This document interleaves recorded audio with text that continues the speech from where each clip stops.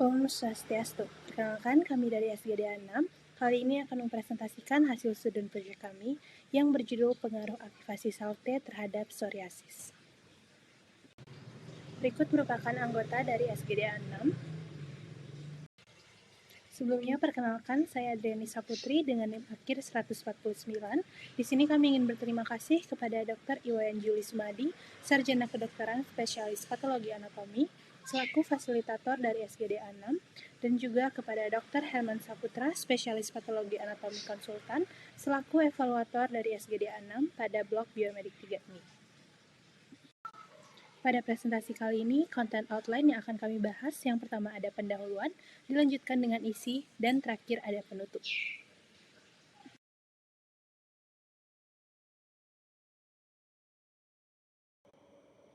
Perkenalkan, nama saya Dewi Syahita Kertisari dengan NIM akhir 132. Hari ini saya akan membawakan mengenai latar belakang dari student project kami kali ini. Kulit merupakan lapisan terluar yang berfungsi sebagai prajurit pertahanan tubuh. Memiliki fungsi pertahanan tentu membuat kulit mudah terjangkit berbagai macam penyakit. 3 penyebab utamanya ialah peradangan atau dermatitis, infeksi, dan kelainan autoimun. Salah satu contohnya adalah psoriasis. Psoriasis merupakan salah satu penyakit kulit akibat autoimunitas yang dikaitkan dengan sistem kekebalan tubuh yang menyerang sel atau jaringan yang sehat pada tubuh. Prevalensi dari psoriasis di berbagai belahan dunia sangat beragam dan juga tinggi. Tetapi definisi yang pasti dan kuat mengenai patogenesis psoriasis belum ditemukan. Namun penelitian terbaru menunjukkan bahwa adanya keterlibatan sel T dalam psoriasis. Untuk itu, pada student project kali ini, kami tertarik untuk mengangkat judul mengenai pengaruh aktivasi sel T terhadap psoriasis. Adapun rumusan masalah dari student project kami kali ini adalah pertama, bagaimana proses aktivasi seluler sel T pada psoriasis. Yang kedua, bagaimana pengaruh aktivasi sel T pada patogenesis penyakit psoriasis. Adapun tujuan dari penulisan student project kali ini adalah pertama untuk mengetahui proses aktivasi seluler sel T pada psoriasis dan yang kedua untuk mengetahui pengaruh aktivasi sel T pada patogenesis penyakit psoriasis. Adapun manfaat penulisan student project kali ini ada dua, yaitu manfaat teoritis dan praktis. Manfaat teoritis untuk menambah wawasan mengenai topik yang kami bahas, yakni mengenai pengaruh aktivasi sel T terhadap psoriasis. Sedangkan untuk manfaat praktisnya bagi penulis menjadi wadah untuk mengembangkan diri dalam membuka wawasan kami lebih luas mengenai pengaruh aktivasi sel T terhadap psoriasis. Sedangkan bagi pembaca menjadi informasi yang berguna bagi masyarakat khususnya mengenai pengaruh aktivasi sel T terhadap psoriasis.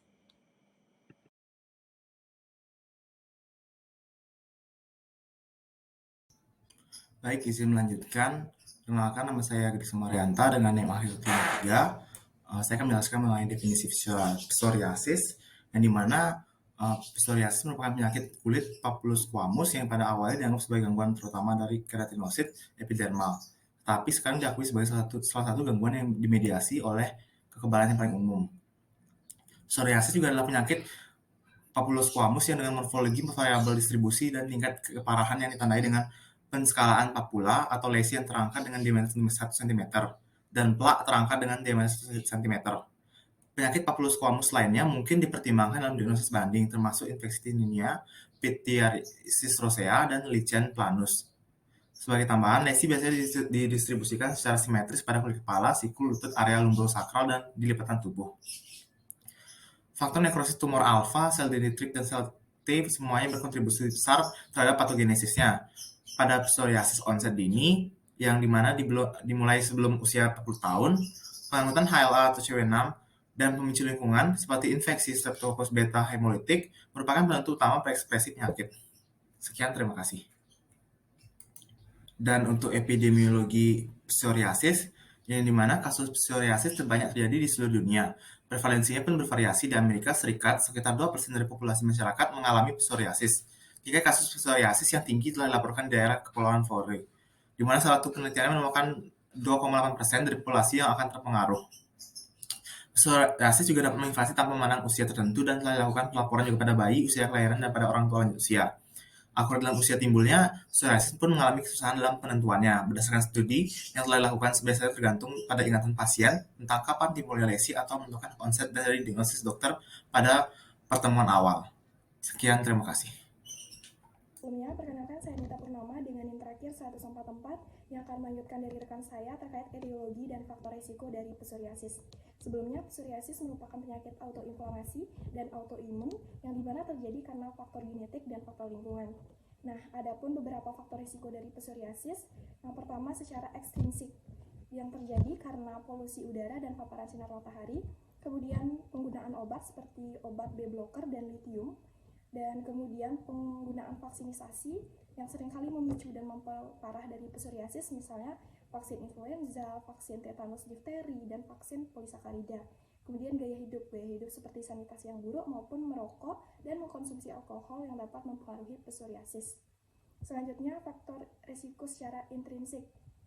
Yang pertama, obesitas, di mana peningkatan berat badan dapat menyebabkan peningkatan gejala psoriasis. Kemudian stres mental, yang dimana pola kognitif dan perilaku khawatir secara independen terkait dengan peningkatan keparahan psoriasis. Saya akan melanjutkan terkait patogenesis psoriasis, yang dimana pada penderita psoriasis, sel kulit akan matur dan menuju permukaan kulit pada 3-4 hari, sehingga menimbulkan kumpulan plak kemerahan. Nah, ketika kulit mengalami cedera dan kerusakan dan mendapat stimulus sitokin, keratinosit akan melepaskan peptide antimikroba seperti protein beta defensin, protein S reactus, dan katalisidin. Nah, pada psoriasis, jumlah melanosit meningkat tetapi tidak menunjukkan gejala kematian sel, yang dimana LL37 dan ADMTSL5 akan bertindak sebagai autoantigen. Nah, kompleks dari LL37-DNA ini akan merangsang sel dendritik plasmisitoid sehingga menghasilkan interferon alfa. Nah, pada peradangan psoriasis interferon yang bertindak sebagai sitokin interleukin 23 dan 17 akan mengaktifkan CDC yang belum matang sehingga melepaskan interleukin 23. Nah, sedangkan kompleks LL37-RNA akan merangsang sel dendritik myelinoid untuk menghasilkan faktor nekrosis tumor dan interleukin 23 dan 22. Nah, dengan menginduksi sel dendritik tolerogenik, hormon perangsang alpha melanosit akan memperbaiki psoriasis dengan meningkatkan ekspansi trakt dan menurunkan regulasi proliferasi sel TH17 dan produksi sitokin, sehingga sel Langerhans sebagai gerbang yang mengatur tingkat respon inflamasi pada psoriasis. Sekian dari saya, terima kasih. Baik, selanjutnya untuk diagnosis banding psoriasis sendiri ada 12, yaitu yang pertama dermatitis numularis, pityriasis lichenoides, mycosis fungoides, penyakit Bowen, dermatitis seborrheic, sifilis psoriasiformis, lupus erythematosus kutan, neurodermatitis, pityriasis rubra-pilaris, candidosis intertriginosa, intertrigo, dan juga onychomycosis. Baik, terima kasih. Sebelumnya perkenalkan, nama saya Sylvia dengan NIM akhir 130. Untuk diagnosis psoriasis sendiri, umumnya berupa diagnosis secara klinis yang ditunjang dengan histopatologi atau pemeriksaan darah apabila diperlukan. Diagnosis klinis meliputi pemeriksaan gejala klinis yang dapat dilakukan dengan anamnesis atau pemeriksaan fisik secara langsung. Anamnesis yang dapat dilakukan pada pasien adalah ada atau tidaknya rasa gatal dan terbakar pada kulit, riwayat stres, atau riwayat menderita penyakit lain, riwayat konsumsi obat-obatan tertentu, serta memiliki saudara yang juga menderita psoriasis atau tidak. Selanjutnya, untuk pemeriksaan darah ditujukan untuk menemukan ada atau tidaknya inflamasi dalam darah. Kemudian ditunjang juga dengan histopatologi untuk memeriksa lesi yang sudah matur. Nah, pada pemeriksaan histopatologi dinyatakan diagnosis secara pasti apabila ditemukan mikroabses Munro dan juga postula spongiform Kojoc.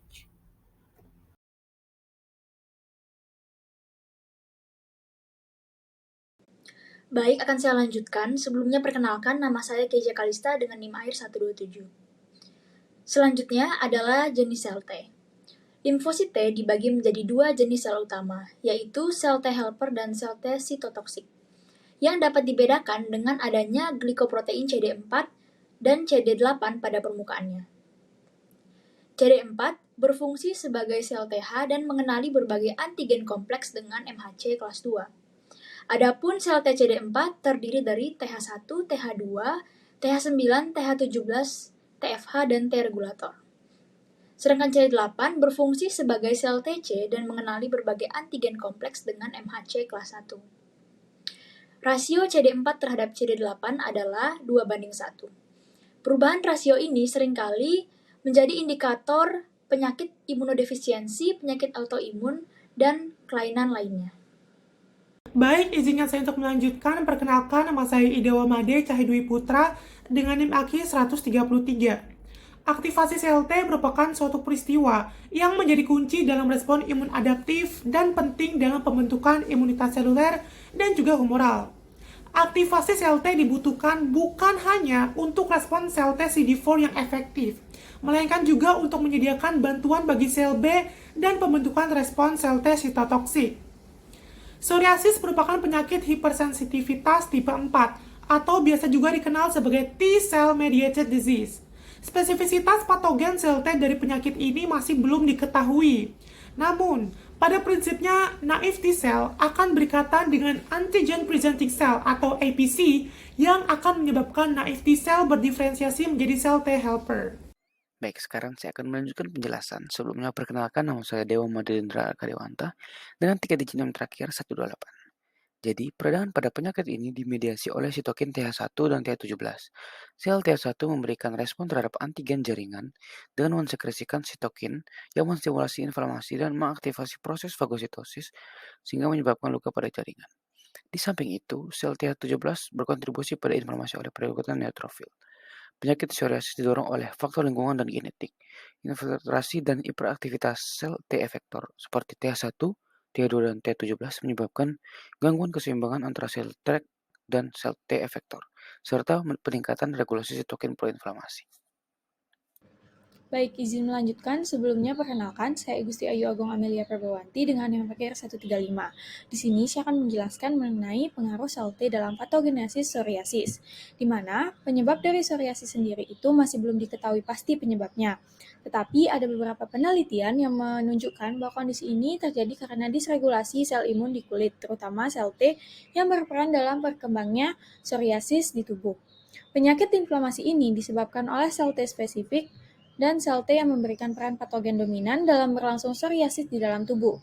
Sel T ini mendorong reaksi autoimun pada pasien, sementara keberadaan endogen sitokin dengan sinyal bahaya mendorong aktivasi kekebalan bawaan sistem, di mana sitokin TH17 seperti interleukin 17, interleukin 21, interleukin 22 mengaktifasi proliferasi keratinosit pada epidermis.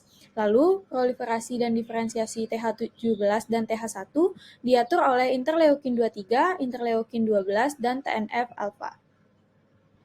Baik, izin melanjutkan. Perkenalkan, nama saya Catherine dengan 3 digit terakhir 157. Imunopatogenesis psoriasis terjadi karena patogen membawa antigen asing lalu mengaktifkan dendritic cell dan juga makrofag untuk melepaskan IL-23, IL-1 beta, dan sitokin proinflamasi lainnya.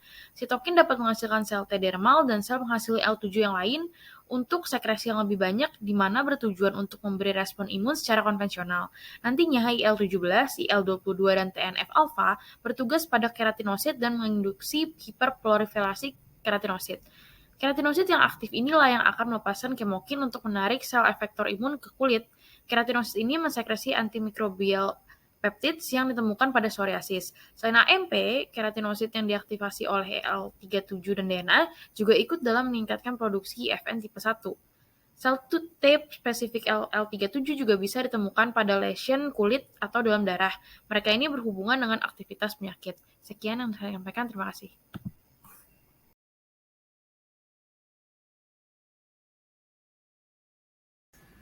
Baik, izin melanjutkan mengenai kesimpulan dari student project kali ini. Sebelumnya perkenalkan, saya Syairul Aika Zahra dengan 3 digit NIM terakhir 129. Di mana proses aktivasi sel T ini khususnya pada tipe TH1, TH17, TREG, dan juga TH22 pada psoriasis terjadi karena adanya interaksi antara sel T dengan respon imun, yang mana sel T ini memicu adanya reaksi autoimun pada pasien. Selanjutnya, pada penderita psoriasis, sel kulit akan mengalami proses pematangan yang kemudian akan menuju ke permukaan kulit dalam 3-4 hari, yang mana akan terjadi peradangan sehingga menyebabkan kulit bersisik, menebal, atau munculnya plak-plak kemerahan. Baik, selanjutnya adalah saran yang dapat diberikan dalam penulisan student project pengaruh aktivasi sel T terhadap psoriasis adalah yang pertama, di mana tim penulis dapat melakukan diskusi dan penelitian yang lebih mendalam, terutama mengenai penyebab spesifik dari psoriasis itu sendiri. Yang kedua, sedangkan untuk pembaca diharapkan penulisan student project ini dapat menambah wawasan dan agar pembaca lebih memperhatikan mengenai faktor risiko dan gejala pada psoriasis. Baik, itu tadi presentasi dari SGD kami. Untuk mengakses soft file dari student project SGD A6 kali ini, kalian dapat men-scan QR code yang tertera pada layar. Baik, kita telah sampai pada slide terakhir dari presentasi kali ini. Apabila terdapat pertanyaan ataupun saran untuk student project SGD A6, kalian dapat menghubungi kontak-kontak yang tertera pada layar. Akhir kata, kami ucapkan Paramasanti, Om Santi Santi Santi Om, dan terima kasih.